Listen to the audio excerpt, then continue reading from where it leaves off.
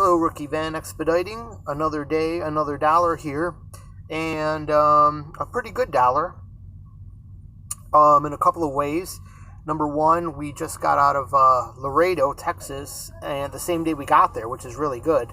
It's right around Thanksgiving, and had we had to stay there, we would have stayed there maybe into Thanksgiving. So we got my company got me right out of there. I had to drive 199 miles on myself, get to Los Indios, but it was kind of cool because I want to show you something that's going to come up in a second.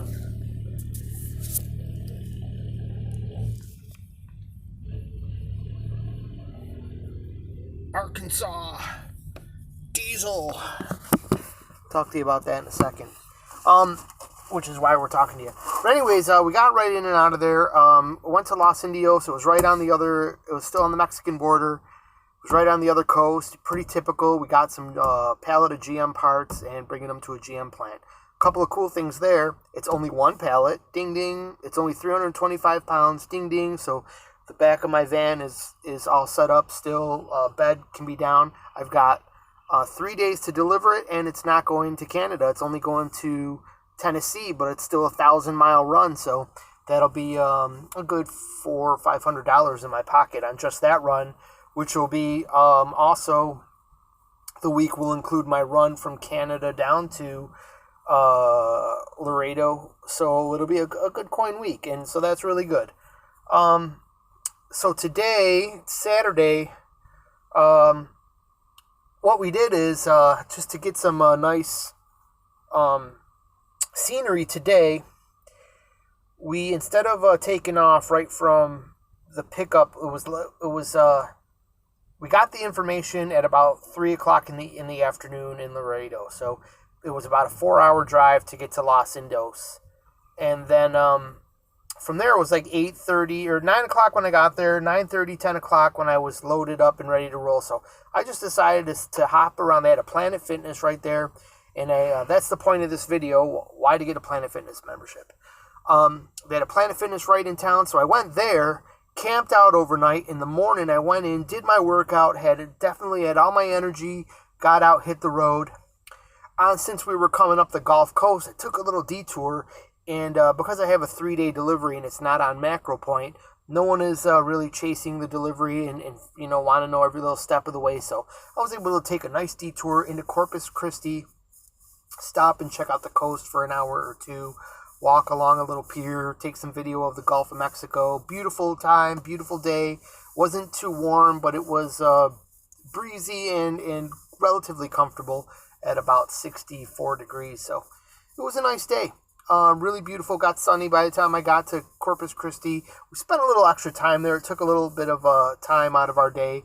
Plus, we made a stop for food, and that took a little bit time out of our drive. So we didn't make like a ton of miles today, but I did out of a 12-hour trip, 12.5-hour trip. I got only 7 hours left. So I did 5 hours today, which wasn't too bad for all day Saturday. I wanted to do 6 hours today, but not a big deal. Tomorrow, we've got all day Sunday to drive. I've got all day tomorrow to just do 7 hours. So, and then we're going to, camp out for the night and deliver in the morning. So, we might even try to just deliver as soon as we get there, because sometimes GM is usually 24/7 operation. They'll usually take the parts early.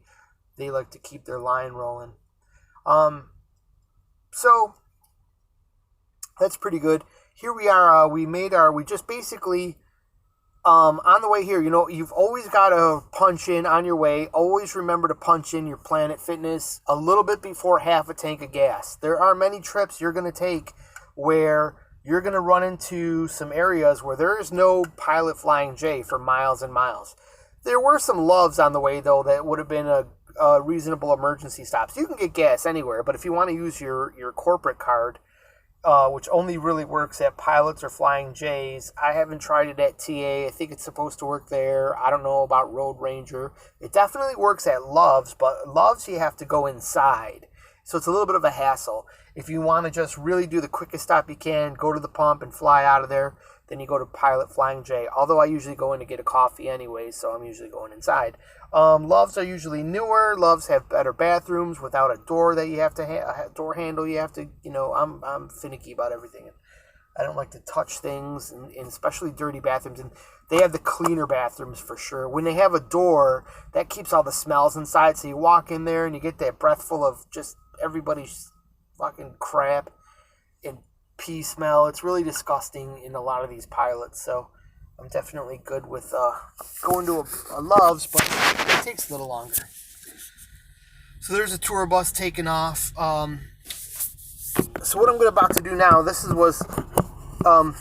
me finish my story. You've got to find a Pilot Flying J, because like this one was right at the end of my mileage. I had 30 miles left of gas on the way here. When I started, it said I had 50 or 60, but I knew that this thing always lies. So you can't trust this thing right down to the last 5 gallons, or you'll be running out before you get here. So by the time I got here, I only had 30 gallons left, or 30 miles left, sorry. And that's about 2 gallons of gas.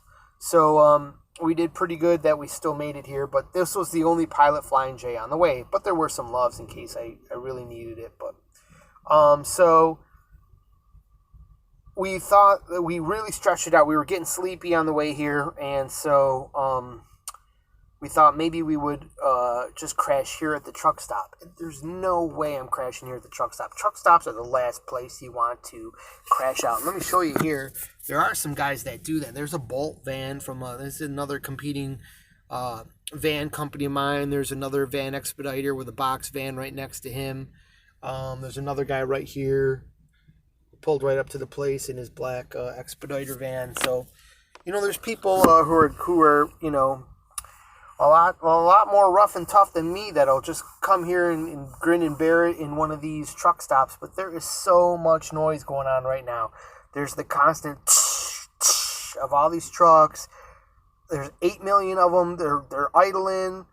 You can feel the vibration in the van. There's no way I could sleep. From across the way, I had headlights shining on me. There's headlights. Here come some more headlights right now. Did you see them? You didn't? There were 3 tour buses just pulled up. They sat there rumbling, rattling. Someone came into their truck. Absolute nonsense. It's way quieter at Planet Fitness, and they're open 24 hours. So usually you can park there and no one knows the wiser. Unless you're going to be there like 3 days in a row, no one knows what's going on. And some of them once in a while will have a no overnight parking sign, and then you're a little bit on the fritz there if you find that. There is a Walmart nearby. I could try that too. And the advantage to going to Walmart tonight would be that's more on the way. It's 22 miles towards where I'm going. Planet Fitness is 9 miles back. But in the morning, I can get a nice workout. This one's got pretty good reviews.